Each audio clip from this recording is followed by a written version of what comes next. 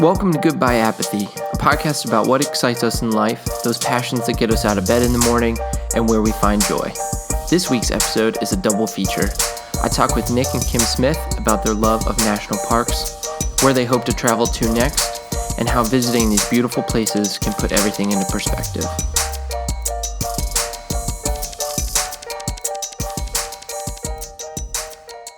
So, do you guys remember the first national park you ever visited? So I was, let me think, 13 years old, and it was Redwoods out in California when I was visiting the San Francisco area. And it was amazing just because of the sheer size of the trees themselves. And, I kept saying, to my mom, I was like, do they start small? I don't know how this works. Right. And you're just kind of amazed. It's when you're young, obviously, it's breathtaking. So that was kind of my first experience. I didn't get to go to the national parks. I didn't really get to experience that until a little bit after college. When I was 25, I went with Nick's family for my first trip out to Yellowstone, which was just breathtaking. Between the scenery and just seeing all the wildlife, it is what started my passion for the national parks. That's awesome. Yeah, I got to tell you, I think you guys know this already. The Redwoods are like very, very high on my list of parks I want to visit, mostly because of that song. But I also think it just looks incredible. I'm with you, Nick. It's like, you just assume they were just always there, but obviously they have to grow at some point, right? Yeah, absolutely. Kevin, you gotta tell everyone what song you're referencing there. Oh, that would be Redwoods by one of my favorite guys on the planet, Andrew Ripp. That song is like so emotional. I'm pretty sure I'm going to cry the first time I go there. Just from listening to it. I assume the first time I go will be with you guys. I'm just assuming that now. So congratulations, you get to go with me. But I will tell you, as soon as we get there, I'm just going to put my headphones in and you're going to have to not bother me for a solid 4.5 seconds. 4.5 minutes, I should say. That's awesome. Okay, so I don't know if you know the answer to this, but I guess this is kind of a separate question. Do you know how many parks you've been to altogether now? And I guess, do you count, I know you guys have been to a lot of national parks, but then you also go to a lot of state parks. So do you count those equally? You know what I mean? Because even though you go to both in the same trip. We actually have a national parks passport book. So it's a book that you can buy in any national parks gift shop. And it lets you get a stamp from the park, and they're always up near the cash registers. And so that's pretty cool because they have their own like little logo, and then they have a date and time that you can put with it. So we count those separate. Cool. I have been to 9 national parks. How about you, Nick? So obviously all the ones that Kim's been to, I've been, and then I've been to 2 other ones she hasn't been to. So I think I'm at 11. Cool. So Redwoods is one of them, right? Kim, you haven't been there?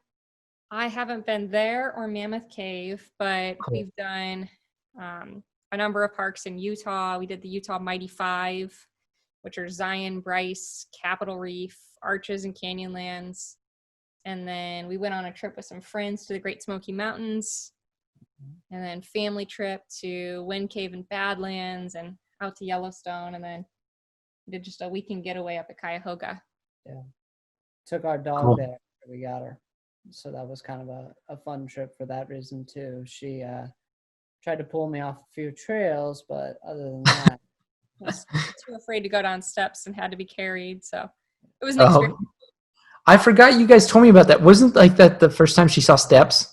Yeah, and they were covered in snow. We got a surprise snowstorm over Veterans Day weekend in November. Okay. Yep. How far is Cuyahoga from where you guys are? 3 hours. About 3 hours from the Columbus area. So did you just do a day trip or did you guys stay overnight? We made it a weekend. We made a Okay. long out of it. We went down on a Friday and came back Monday. on Monday. Yeah, we did it so that with my work, Veterans Day, obviously I was off that Monday, so Sure. we did Friday night and then full day Saturday and Sunday, and came back Monday. That's awesome. Okay, so this is a lofty question, but what would you say, what is it about national parks that excites you guys so much? Why do you know, it seems like this is becoming a pattern for when you guys go on trips, that you try to make it out to a park when you can. I think it's just so exciting to see all of these natural wonders before they change and disappear. Out in Yellowstone, they have all the geothermal kind of areas, the paint pots, and Old Faithful erupting. And then out in Utah, it was really beautiful to see Delicate Arch. And when we were out there, the park rangers were talking about, you know, oh, there used to be an arch over here, but, you know, as erosion takes place, things change and disappear. So the parks are just always changing. So I think there's part of an urgency to just kind of get out there. Sure. And we just love hiking and getting outside. Yeah. Yeah, I think for me too, I mean, in addition to just the actual features themselves, a lot of it for me is wildlife. So I did the redwoods, the first time, but my second one was Yellowstone, and it kind of felt to an extent like a giant scavenger hunt for all the different animals out there. Yep. And, you know, obviously I'm not trying to intrude on the animals. We were at a safe distance, but it was just kind of cool to see them up close. You see them on National Geographic and all kinds of stuff on TV, but it's a whole nother ball game when you're actually seeing them live, and you can kind of see just the size and the majestic nature of some of them, and it was pretty awesome. And you just never know what you're going to see that day when you go out into the parks. You know, if you're going to see a bald eagle, or if you're going to see a grizzly or a black bear, or just kind of what you're going to find and get the chance to see. And I think it's just really peaceful to be in nature and to listen to the natural sounds, not just of water and trees, but to hear animals, to hear them walking through. And, you know, and I think what's one of the coolest things is just, you know, they're looking at you and you don't always see them. And that's kind of a cool feeling, even though it's a little scary at the same time when you're thinking about maybe bears or something else. No, I totally get that. Yeah. Yeah. And I guess I should probably caveat here. So I have been on 2 of these trips with you guys now. So Yellowstone first, and then Badlands second, right? And Wind Cave. Nick, when people ask me what Yellowstone was like, I describe it the exact same way. I tell them it's like a high stakes scavenger hunt, where like I will never forget all of us like hunkering down in that van, and as Pete was driving us, all of us had like our eyes peeled to the windows, just like for anything you could see. I thought it was awesome. Yeah, and like you said, Kim, it's always changing. I mean, you pass the same area 5 times on your trip, and there could be nothing one time, and the next time you drive past, there's 4 black bears there. You know, you just never know what you're going to see. My favorite part was, I think, just unplugging and really being able to just separate from the rest of the world. And like you said, Nick, it's so calming, and it can be really adventurous and exciting, but at the same time, it's relaxing to be in nature and be surrounded by natural features and all that kind of stuff. It's definitely a nice contrast to how we normally live. Are you saying your favorite part wasn't when we ran into bears on the trail? I will say that is the story I tell everyone now, because there's no bears threatening my life. I did. Yeah. I mean, if we were going to go on a trip, getting killed by a bear was probably a cool way to go. But yeah, very glad we made it out of there alive. That was awesome. We were on a trail, a designated trail, when we turned the corner. Yes. And Designated yes. is the key here. Off the trail, we had bear spray with us, and 3 little bear cubs came down the hill, and we quickly backed up because we did not see mom at first. And we safely gave us some distance for mom and the bear cubs to pass until we made it back to the trailhead safe and sound. Yeah, that was pretty incredible. We definitely had a bonding moment there. Okay, so I think you guys hit on this a little bit, but why do you think there's such a resurgence of popularity to travel to the national parks? I think especially within our age demographic, I feel like it's becoming more and more popular. Why do you guys think that is? I definitely think it is kind of the trendy thing to do right now. Yeah. I hope it's because people want to just kind of connect with nature and have more kind of natural experiences and just kind of get out there and do some hiking. I'm not sure if it's that or people just want to be able to post a picture on their Facebook or Instagram account. Yeah. I was thinking the same thing. Like, I think social media definitely has a play in this. But at the same time, if you're willing to travel across the country and go to a Yellowstone or something like that to get an Instagram photo, I guess you're still getting out there, right? Just have a slightly different motive than everyone else.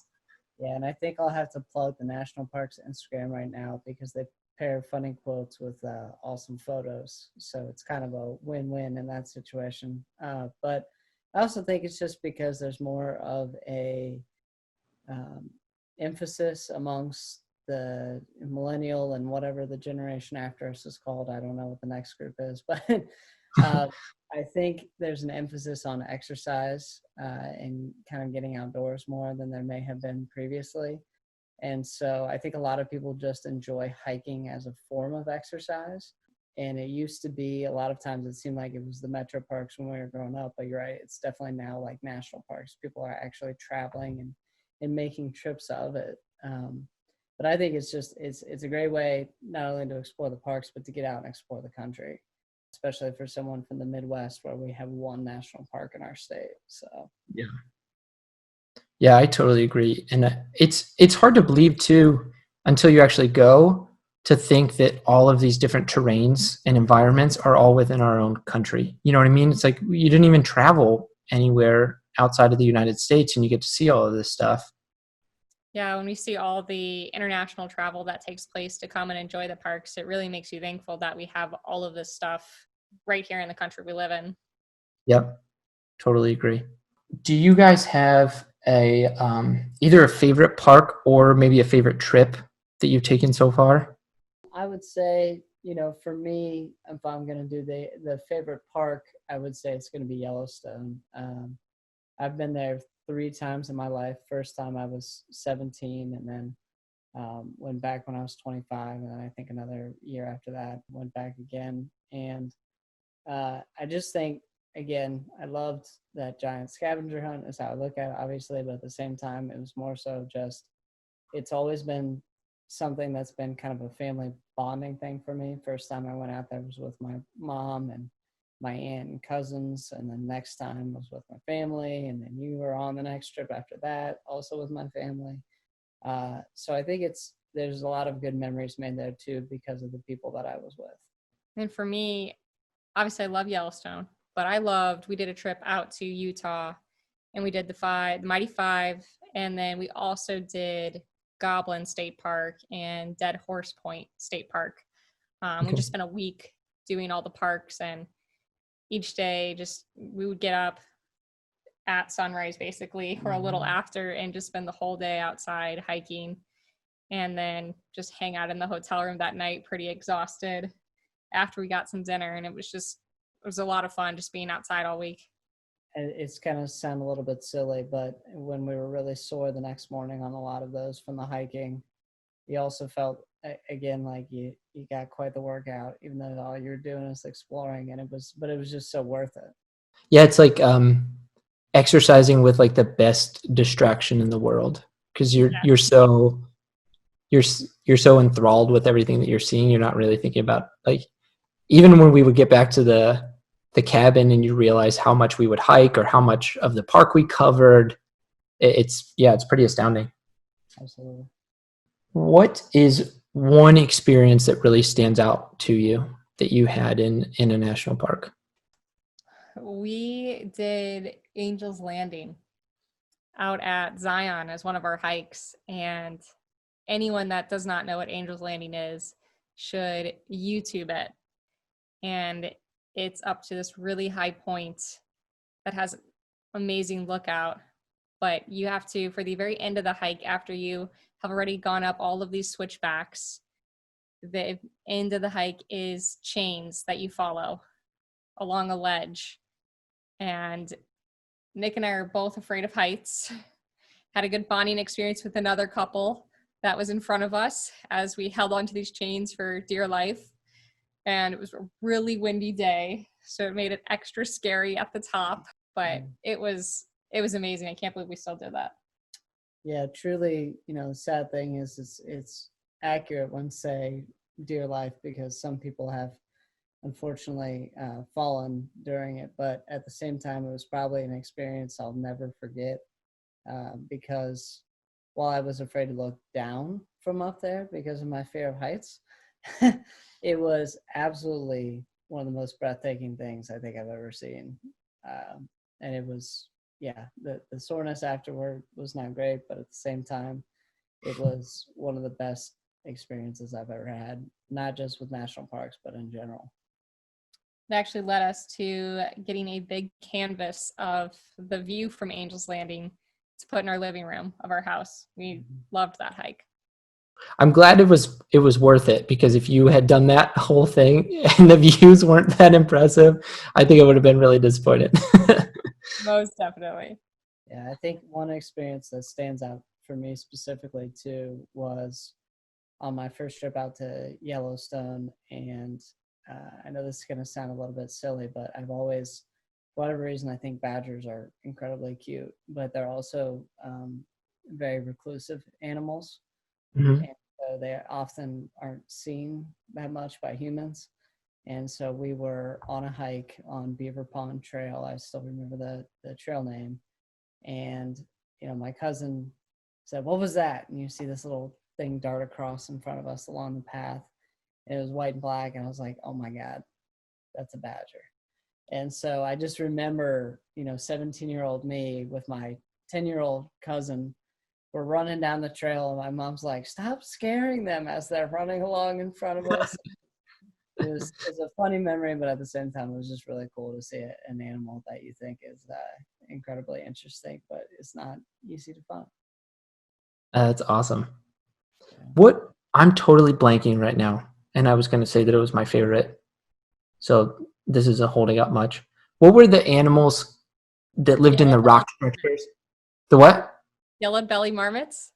Yes, the marmots. They were my favorite. That was, and like also like it was super fun climbing those rock structures and stuff. But the fact that you'd look down and they were like darting under your feet, it was awesome. That was so cool. Yes, at Sheep Eater's Cliff, jumping rock to rock with all the marmots scurrying around. Yeah, that was one of my favorites. That was super cool. Okay, so what's next on your list? I know this is a sensitive subject because we obviously can't travel right now, but where are you guys hoping is your next trip? Well, had COVID not happened, we would have just gotten back from our national parks trip out to California, to Yosemite, Kings, and Sequoia. I just saw that they reopened just a few days ago. Or maybe they're reopening tomorrow. I can't remember. I saw it on the Instagram. I think I think a lot of them opened a couple days ago, right? I think most of them did, yeah. Yeah, I'll be honest. I tried to just block out that trip altogether. It's better if I just don't think about it. It upsets me too much. We're definitely looking forward to that. I mean, another thing that we have talked about continuously is going to Glacier. Yes. Okay. And then Banff. But In Canada. That's in Canada. That's in Where's Glacier? Montana. Okay, cool. We also always have talked potentially about going to the Grand Tetons, which isn't too far from Yellowstone, but that's on the list. So Oh, that's awesome. I would love if I could actually just, take like 2 months off work and just travel around the country. But, I don't think my boss is going to approve that, unfortunately. I was just going to say, I was talking to somebody from work the other day, and they said there was a guy they used to work with, and his dream was to visit every national park. And I honestly didn't realize how many there were. Like, do you guys know roughly the number? I can't even think. I should have looked it up. But like, they're all over the country, and big and small. And I think most people think of the iconic ones like Yellowstone, but there are so many of them. And they said that he actually quit his job and decided for a year he was just going to drive around in a van with his friend, and they were going to see every national park. And they actually documented the whole thing. But he was also at an age where like didn't have any responsibilities, saved up all his money, just took that year off, and then went back to work after that. But it would be pretty cool.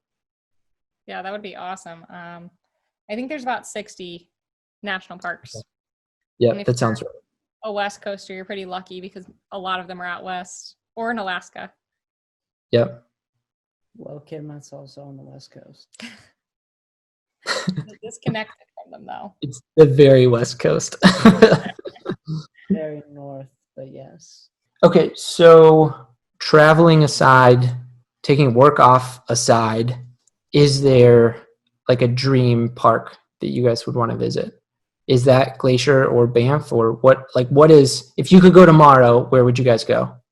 My answer is probably Glacier, yes. But we both, I think the one that Kim will answer, I'm gonna guess most likely at least, is probably my number two. So we'll see what she says before I say anything. Katmai, definitely Katmai up in Alaska. If you follow the national parks Instagram, they post bear pictures all the time of bear eating salmon, and there's That's just cool. so many bears out there, and it's gorgeous. Well, I'm proud to say I know my wife because that was going to be my guess. If your listeners can't tell, we love bears. We're fascinated by bears. They are my favorite animal and have been for a long time. So anywhere that has bears automatically gets pushed up the list for us. They Yeah. may have been the cake toppers on our wedding cake. I forgot about that. Yeah, I totally forgot. That's awesome. I still tell people the story, not only of when we encountered bears on the trail, but do you guys remember when we pulled over and saw the grizzlies across the creek? Yes. And there was the film crew from National Geographic there. That was, I mean, it was hard to see, but also like just so fascinating.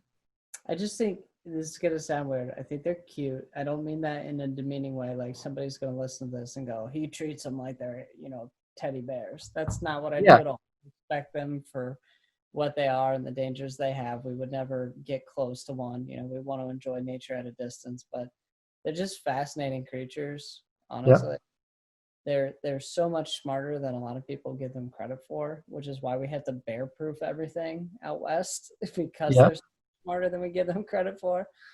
But they're, I still remember exactly what you're talking about, and just kind of the way they lumber side to side when they walk, and it was cool with it being a mom and two cubs in that instance. Well, and then it was Of course, when you say cubs with a grizzly bear, it's like, those 300, 400-pound cubs over there. Size of a car. not only did we watch them on that hillside, sadly kill a baby, what was it? An elk. It was a baby elk. Then the mom went and lumbered down the hillside, dunked herself in the river, washed the blood off, just looked like she was taking a bath, and then hopped back up, and they just kind of lumbered around with their bellies full. Yeah, like a normal Tuesday. Yeah. It's awesome. Yeah, it was pretty incredible. I also loved, on a happier note, I loved anytime we ran into the bird watchers. I mean, these people are amazing, and they would sit there for hours waiting for one bird to come out of their nest. I applaud their patience, because I definitely couldn't do it. But they were always so kind to point out where the nest was. Yeah, I remember we would always send Nick out of the car first to get the scoop of what was happening, because he would just go up to all the strangers and start asking what they were looking at. And then if it was something we had seen too many times, we would just, because you guys made fun of me. Was I the only new person when we went to Yellowstone? Kyle hadn't. Kyle hadn't been Was it there. me and Kyle? I just remember you guys told me ahead of time. They were like, "Hey, we're gonna see bison, like a lot of them, and it's gonna get to the point where they're gonna be like squirrels to you." And I remember the first time I saw them, I was like, "You guys are stupid. These are awesome. This is so cool." But I remember like 3 or 4 days into the trip, and I felt like a pro at that point. And I remember we'd pull over on the side of the road if we saw other cars there. And then Nick would come walking back to the van. He goes, "They're just more bison. These people are here on their first day." like we knew the new people. Get back in the car. I think that's kind of one of the fun things, though, is that, obviously there are always going to be people who aren't going to be the most welcoming. But I think for the most part, everyone who's there enjoys nature, and it feels like a team experience almost, because, if you see something, somebody's going to pull over if there's not other Yep. people there already, and they're going to ask you, "Hey, what are you looking at?" That kind of stuff. And you just appreciate it for what it is. It feels like a giant, team effort to an extent. Yeah, that's really cool. If you were talking to somebody who wasn't much of a camper, would you still recommend them visiting a national park at some point in their life? And if so, of the places you've been, can you think of like a starter location? Like, hey, if you want to get into national parks but you're not, does that make sense? Like, Yeah, I think even if you're not a super outdoorsy person, there's still trails for you. Even if you're not in the best shape, or kind of no matter the situation, the national parks have something for everyone. And I think the easiest thing is to just start local, at least as local as you can get. Out west, there's tons of parks. But even near like Gatlinburg, a lot of people go to Gatlinburg as a family. There's lots of touristy things. But the Great Smoky Mountains are right there. They're so easily accessible for such a large area. Here in Ohio, we have Cuyahoga, which is only, like we said earlier, like 3-hour drive from us. I think just trying to start local, and even if you're not a camper, there's always hotels nearby. Almost every big park has their own lodging. There's so much to do. There's really easy hikes on boardwalks that are all paved and, just on wooden walkways. There's just something for everyone at the parks. Yeah, there are hotels that have grown up around the parks just for people to go to the parks who aren't necessarily campers. But I think the biggest thing I would say is, if you're someone who's new, you just have to decide what's important to you. Is it wildlife, or is it features, geographic features of what you're looking at, that kind of stuff? Because that's really the biggest thing in how to choose which park you want to go to. sure. It's like when we went up to Cuyahoga, I mean, it's absolutely gorgeous. It's beautiful. Everyone should visit. But if you're looking for wildlife, not the right park. Okay. So I just think that's the thing I would advise too, in addition to what Kim said. Yeah, and I don't know if you guys got the same sense from your other trips. I felt like, of the places I've been, there's so much information that you can get. Like, you can do some really good research ahead of time. And I know when we were looking for hikes for us to go on, they do such a good job about marking them all on the maps and then giving those rankings of expertise level or comfort level. You know what I mean? I don't know if there's a technical term for those.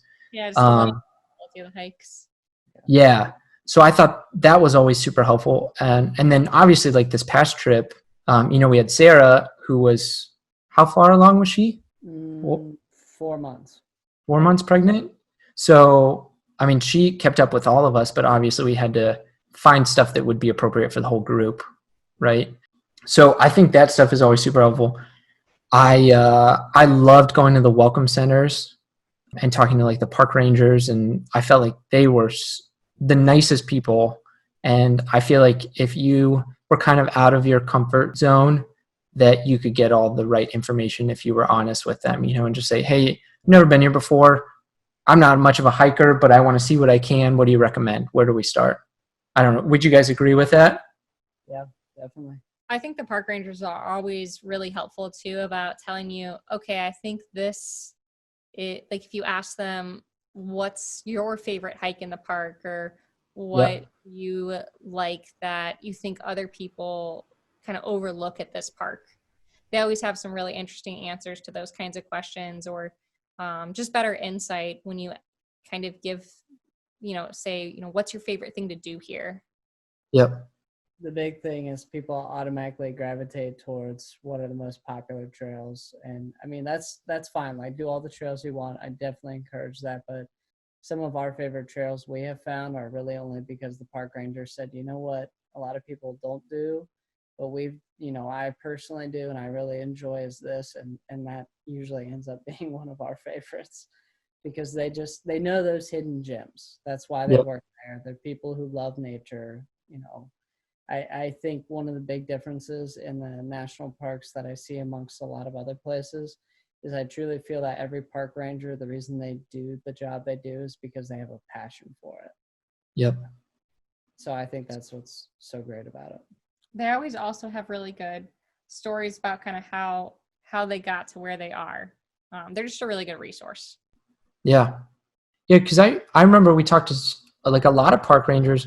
They've worked there for 40 years, in the same park. And then I remember we talked to some where like they retired and then moved out west and then decided this was what they wanted to do after they retired. So you kind of have that huge range of people.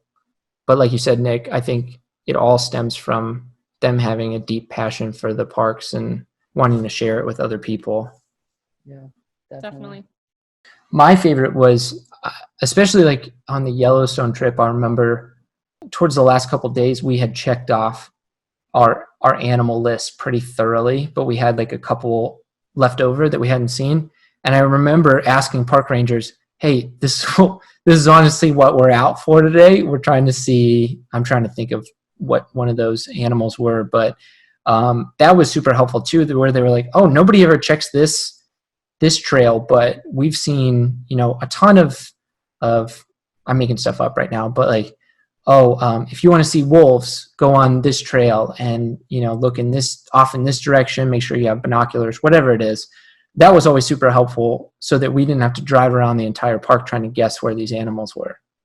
Yeah, I think one of the big ones that I can say my sister was determined to find the first time she went to Yellowstone in 2016, because she didn't go on the earlier trip with us.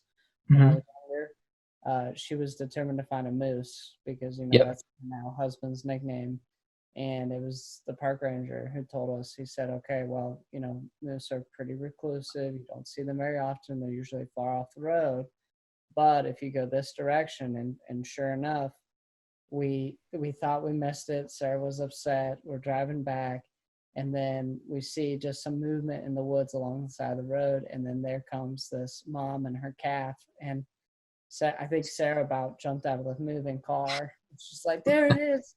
He was right. There it is. So it was fun. It was a lot of fun. That's awesome. And I was so glad, correct me if I'm wrong, Kyle was the one who first found the moose when we went to Yellowstone, right? Yeah, that's right. That was pretty cool. And it was like maybe our last full day there. I think it was either the second to last or last. It was, we were kind of disappointed thinking we might not get one. Yeah, that was awesome.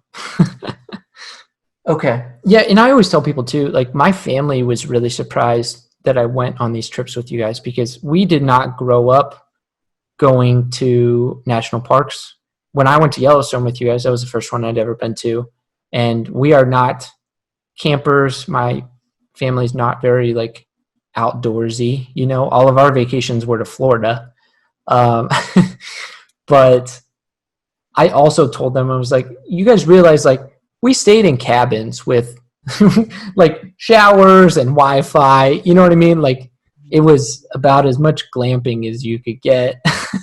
So it's not like we were sleeping on the dirt in these parks.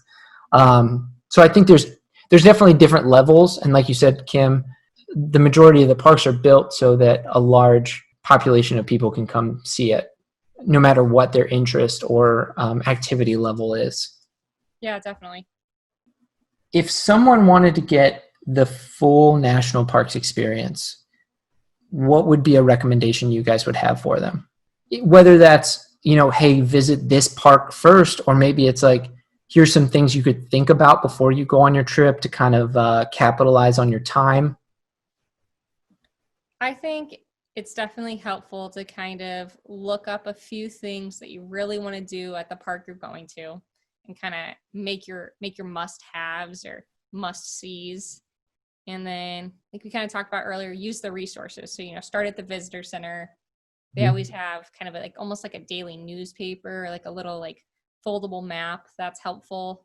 And then running your plans by the ranger to find out if something's closed, or if, maybe they got a bunch of rain right before you came in and that hike is not really doable. So they can kind of help you make some last minute adjustments. And I think to really get the full national parks experience, you really just have to embrace the moment. Don't try to send text messages. Most of the parks don't even have connections for that kind of thing. Right. But really just kind of take it all in to get the full experience. Enjoy your surroundings. Don't be blasting music while you're walking. Just really take it all in. I think the biggest thing, going back to something I said earlier, is you really just need to think about what is it that you want out of the trip first and foremost. And, is that animals? Is that geography? Whatever it is.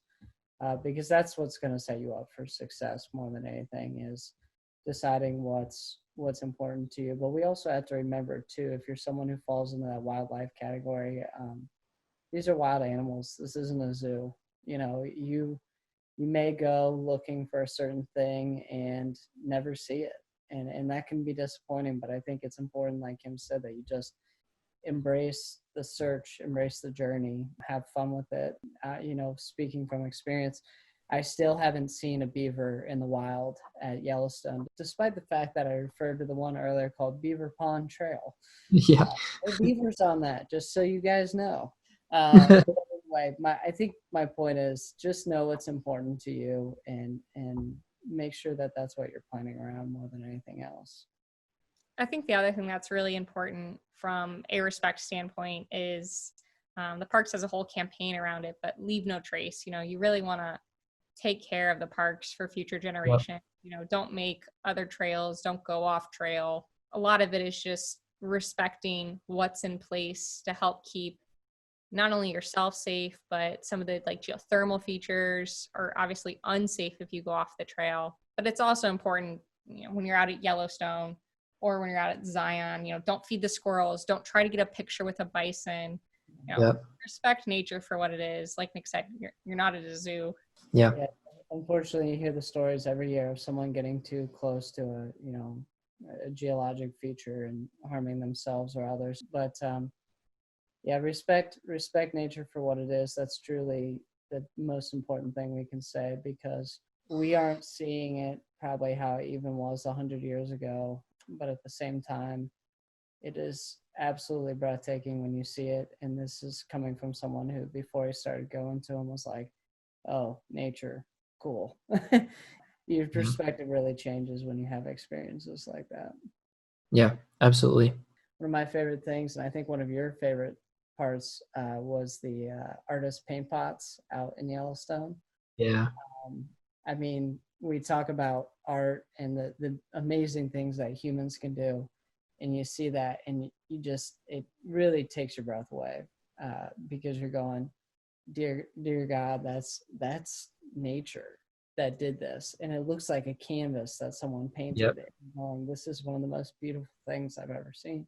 And for the paint pots, anyone that's never been there, it's basically this big geothermal area that it's mud that's popping up, and it almost looks like a pottery. When your people are doing pottery and making bowls, it looks like that as the mud kind of pops up and splats.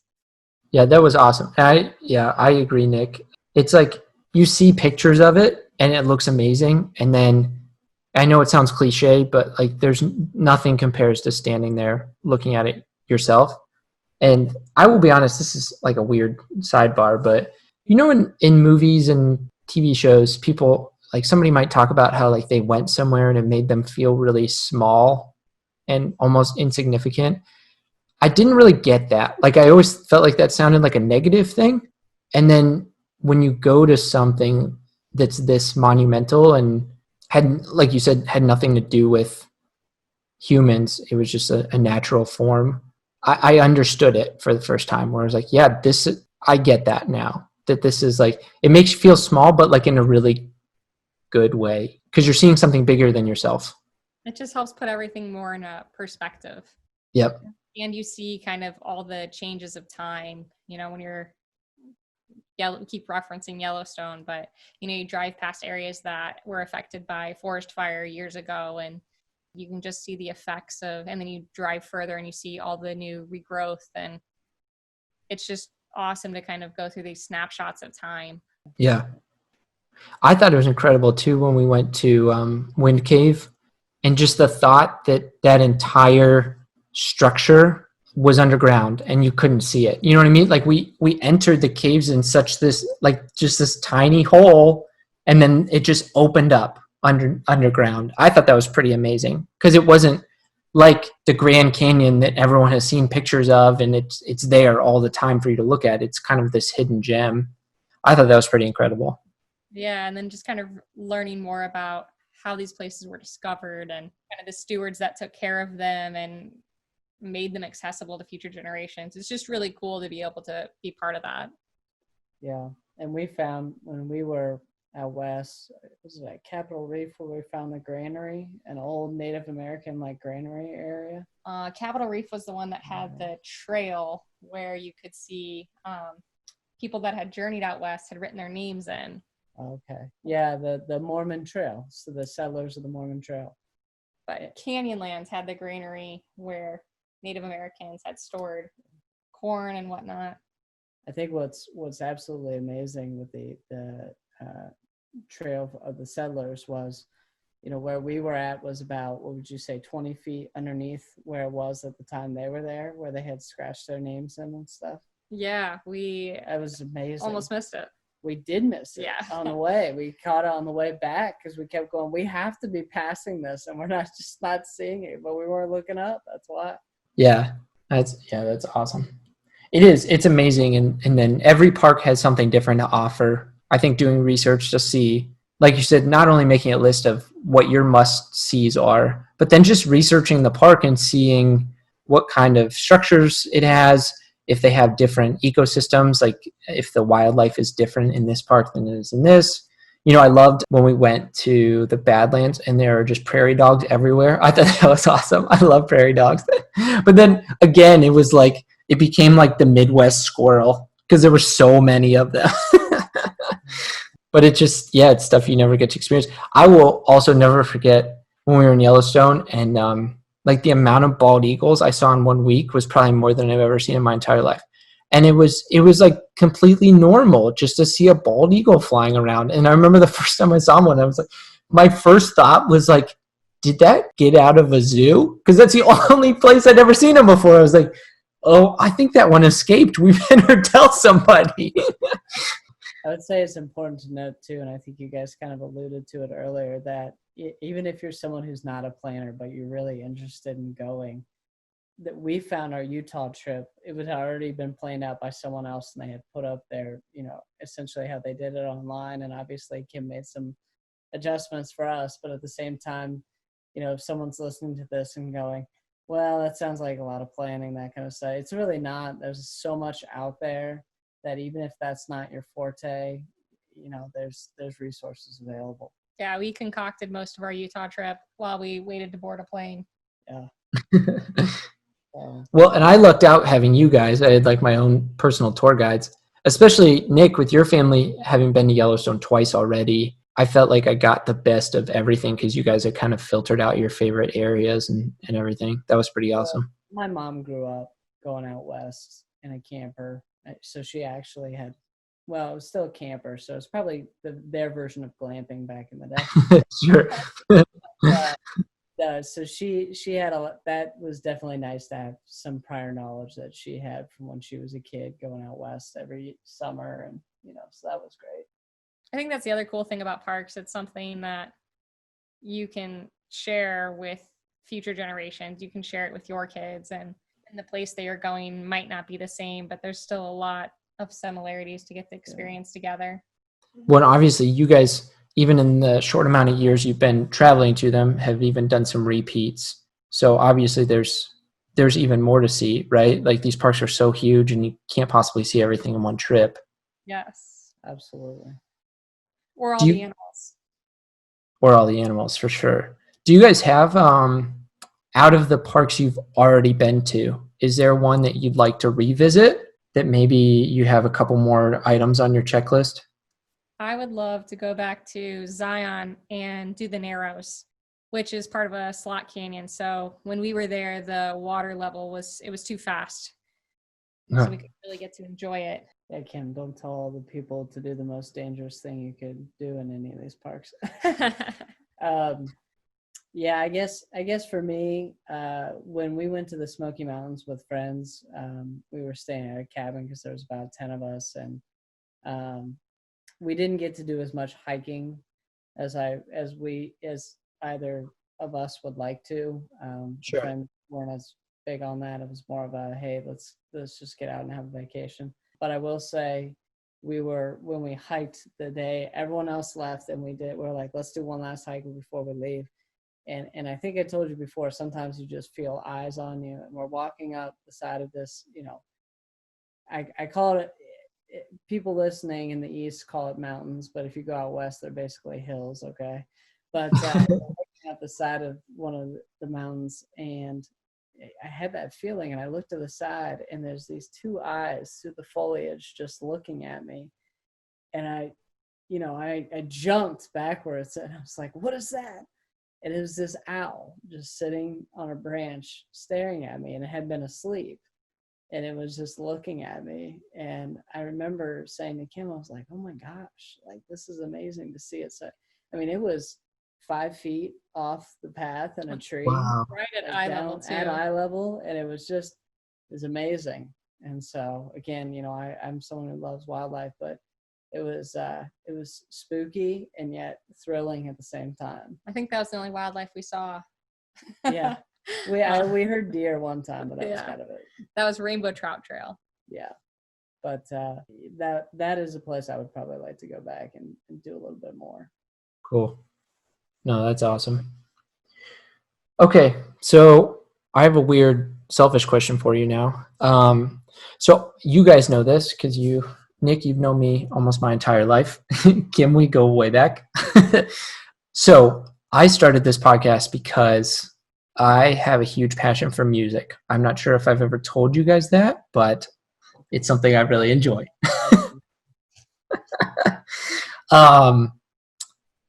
Yeah, so that's my passion, and I wanted to be able to interview other people about theirs, but I'm still looking for a way to kind of tie music into each episode so that we can kind of bring it back. So on that note, when you guys go on these trips, I know you mentioned earlier that when you're on a hike or something like that, you don't want like a boombox with you when you're blasting music, right? Because you really need to take in the sights and sounds. But that being said, if you're traveling to and from a national park, or, if you're trying to get hyped up like the week before, do you guys ever make playlists, or are there certain types of music you like to listen to before these trips? John Denver, Country Roads. No, I'm just kidding. I do like that song, though. If you're not familiar, make sure you listen. I hope everyone is, but go ahead. We don't usually make a playlist. I mean, I think there are definitely songs that remind us of certain trips, just songs that were popular, or kind of songs that remind us of a moment. We do, if we're going to spend a lot of time in the car, we do pick a podcast series to kind of go through. So I think we associate certain trips with certain series. Mm-hmm. Okay. But we don't necessarily make a playlist out of like music to go on a trip. That's why we started inviting you, Kevin, so you can make it for us. I still remember when we went to Yellowstone, and it was like right after Justin Timberlake's "Man in the Woods" came out, and that was like the majority of the playlist. Yeah, I mean, I remember trips definitely by some of the music that we listened to. I mean, I was in 2017 when we were out in Yellowstone as a group. I was getting more and more into country music. Yep. And so I remember that I discovered the artist Jackie Lee at that time.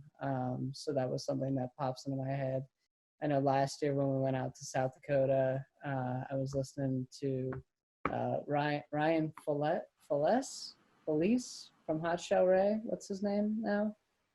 Oh yeah. I'm talking about. I'm sorry for anyone His listening. country music's great. Yeah. Don't know how to pronounce his name. What's that song about the beer bottle? You know what I'm talking about? I don't know all of his songs. Oh, man. I'm gonna have to look this up after. It's gonna bother me. But yes, I know who you're talking about. But I would say I definitely remember some trips just based on what I was listening to at the time. There's no question. Cool. I especially the South Dakota trip, specifically remember Kyle coming out with this Bluetooth speaker and playing it as we were sitting in the hot tub. There's a lot of 90s as I recall. It was some throwback.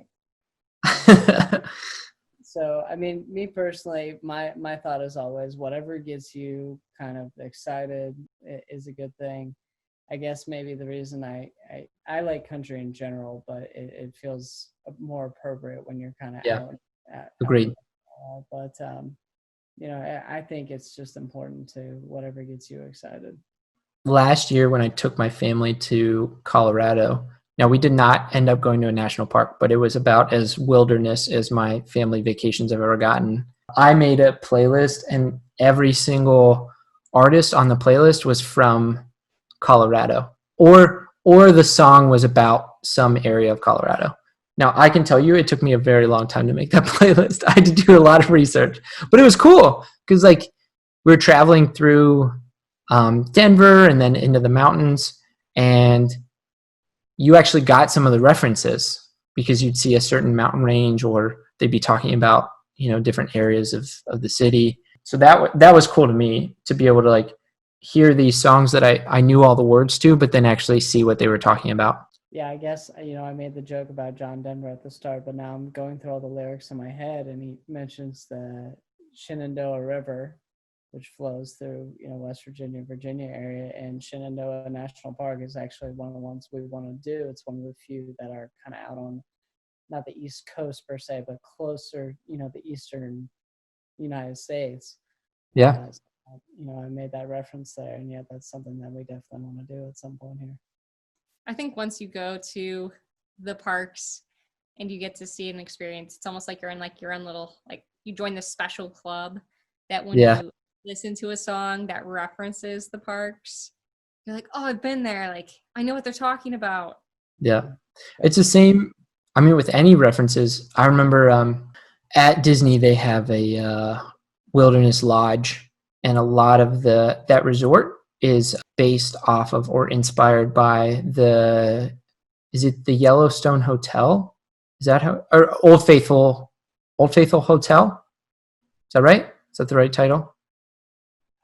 I don't know the name of the hotel, but there is a hotel near Old Giant one right next to Old Faithful. Yeah. So a lot of the structure is based off of that. And then a lot of the outside parts of the hotel, like the pool area, they actually have like a mini geyser, like a man-made geyser, but they have that near the lake that you can see. So it was cool to go back there and understand a lot of those references. And then there's a restaurant called Artist Palette. So it's really cool to be able to say that we went there and saw the real thing and like understand why so many artists were inspired by that area. And I don't know. It's cool. It's like gives more context and gives a deeper meaning, a more personal meaning to a lot of these references that you hear about. Definitely. Yeah. Well, guys, this was awesome. That is all I have for you. I really appreciate you guys coming on the show. This was awesome. And honestly, it made me a little depressed, I'll be honest, because now I just want to get up and pack for a trip, but we'll wait until it's appropriate. Yeah, definitely. Well, we hope this inspires some people to get out and enjoy the parks. Yeah, I hope so too. And I agree with you. You check out that the National Parks Instagram account. Like, you can't not be inspired to go to those places. It's crazy beautiful. Yeah, And you will laugh constantly because Yeah. their references are hilarious. Yeah, I think that too. I always forget. I can have one last word of something too. The national battlegrounds are also a lot of fun if you're a history nerd like I am. So I just want to throw that pitch out there Cool. as somebody who's been to most of the ones through Maryland and Tennessee, down to Shiloh and Corinth and Mississippi, etc. Those are also great too. And like I said, just anywhere you go, just support parks, support battlegrounds, monuments, etc. Yeah. Because they're truly our nation's treasures, and I think we need to take care of them as best as possible. Totally agree. Yep. Maybe we can save that for a future episode. Ooh, don't get me started. Your whole family, Having us. they're all buffs of battlegrounds, right? Your mom really enjoys going. Didn't you start going as a family? Yeah, well, we went for my high school graduation trip to the Maryland and Virginia ones, like Bull Run and Monocacy and a few others. And then Okay. my mom and I in the fall of 2016 went down to Shiloh and Corinth, just the two of us, just did a Cool. road trip down there. And because it was something we had always talked about. And so it was kind of, a nice trip. That's awesome. Yeah. We can get, if you want, we can try to get your mom on to talk about it with you. I don't want her trying to upstage me here. I want to be the famous person.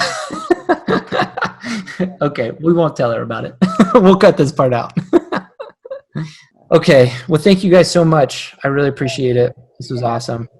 I think we definitely love to talk about our passion like this.